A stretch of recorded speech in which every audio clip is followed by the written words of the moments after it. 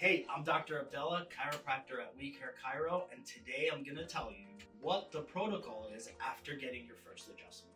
So, getting your first adjustment is always tough and it's going to vary for everybody.